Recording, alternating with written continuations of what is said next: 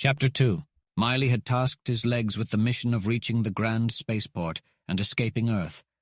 He surrendered control to them and allowed them to guide him without any further input. His thoughts were consumed by the past, both his own and that of the entire planet. The common thread between both pasts was the rise and fall of idealism. Throughout history, many individuals sought the ideal, often referred to as freedom. However, only fools believed in absolute freedom. Wise men devised various systems of relative freedom, including democracy.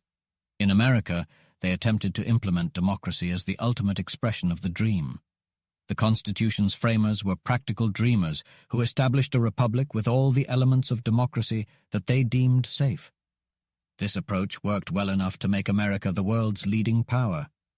However, the subsequent generation of leaders lacked the practical knowledge of the Constitution's framers. They inherited the privileges their ancestors had earned through blood and sweat, and they turned them into automatic rights. Practical men attempted to explain that there were no such rights, and that every generation had to pay for its rights with responsibility. But people only wanted to hear about rights, not duties.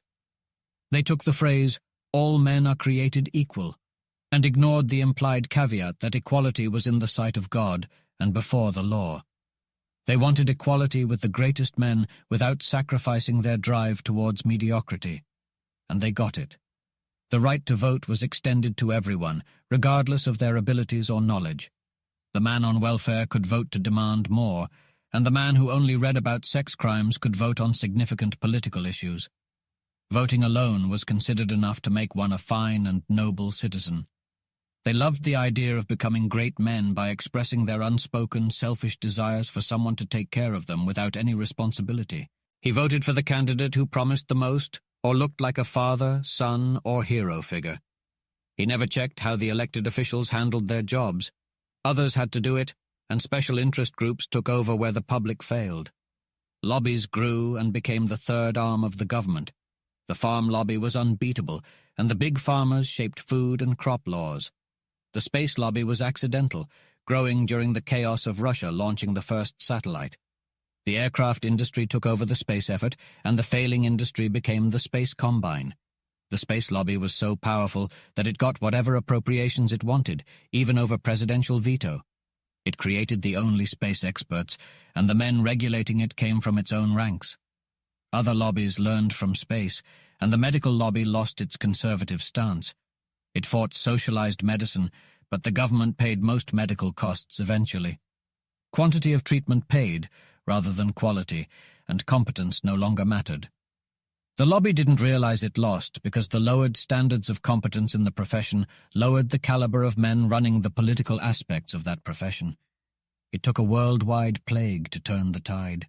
The outbreak of the plague originated in old China, a country with a population of over 1 billion people and a few power-hungry individuals seeking world domination. While it's possible that the virus was a laboratory mutation, there was never any concrete proof. The epidemic claimed the lives of 2 billion people, decimated Africa and most of Asia, and left Europe in ruins. The only place that remained relatively safe was America, which eventually took over as the world's leading power.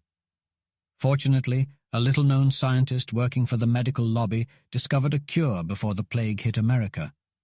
Rutherford Tanana, who was in charge of the lobby at the time, ensured that the medical lobby received all the credit. By the time the world had recovered, the medical lobby and space lobby had formed an alliance and effectively controlled the world. No other lobbies or governments could challenge their authority. Although there was still a president and a Congress, the two lobbies were the ones who truly ran the show.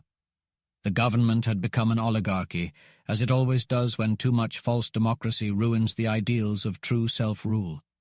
People belonged to their respective lobbies, much like serfs belonged to their feudal lords. It was a safe world, albeit one that had halted progress at around the level of 1980. As long as people followed the rules of their lobbies, they had nothing to worry about. Of course, some rules seemed harsh, such as the one that required all surgeries to be performed in lobby hospitals. However, it was the only way to ensure that there was no unsupervised experimentation, which was believed to have caused the plague. The rule had become an absolute ethic of medicine and also resulted in higher fees. Miley's father had always followed the rule, but questioned it. Miley, on the other hand, learned not to question anything in medical school. He excelled in medical ethics, coming in second only to Stantina Tanana.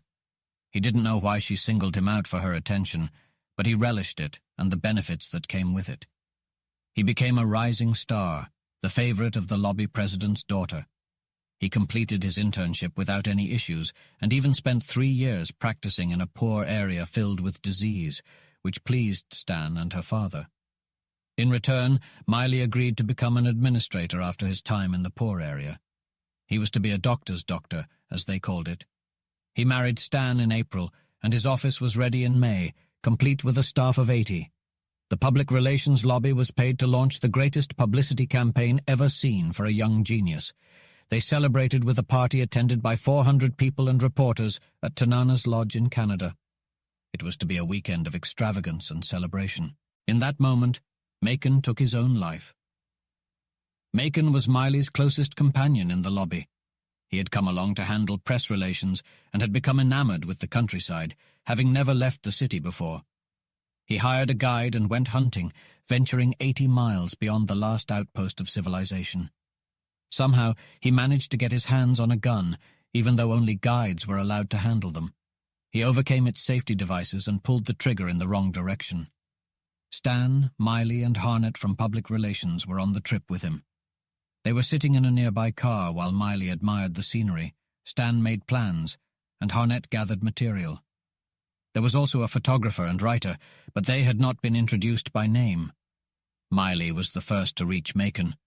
The man was moaning, scared, and bleeding profusely.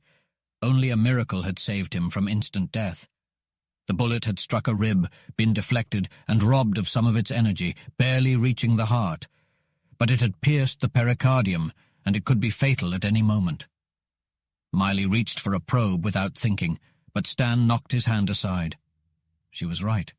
He couldn't operate outside of a hospital. However, they had no phone in the lodge where the guide lived, and no way to summon an ambulance. They would have to drive Macon back in the car, which would almost certainly result in his death. When Miley seemed unsure, Harnett warned him in a low but vehement voice, "You touch him, Dan, and I'll spread it in every one of our media. I'll have to. It's the only way to retain public confidence. There'd be a leak with all the guides and others here, and we can't afford that. I like you. You have color. But touch that wound, and I'll crucify you." Stan added her own threats. She had spent years making him the outlet for all her ambitions, denied because women were still only second-rate members of the medical lobby. She couldn't let it go now, and she was probably genuinely shocked. Macon groaned again and started to bleed more profusely. There wasn't much equipment. Miley operated with a pocket knife sterilized in a bottle of expensive scotch and only anodyne tablets in place of anesthesia. He removed the bullet and sewed up the wound with a bit of surgical thread he had been using to tie up a torn good luck emblem. The photographer and writer recorded the entire event. Stan swore harshly and beat her fists against the tree's trunk. But Macon lived. He recovered completely and was shocked at the heinous thing that had been done to him. They crucified Miley.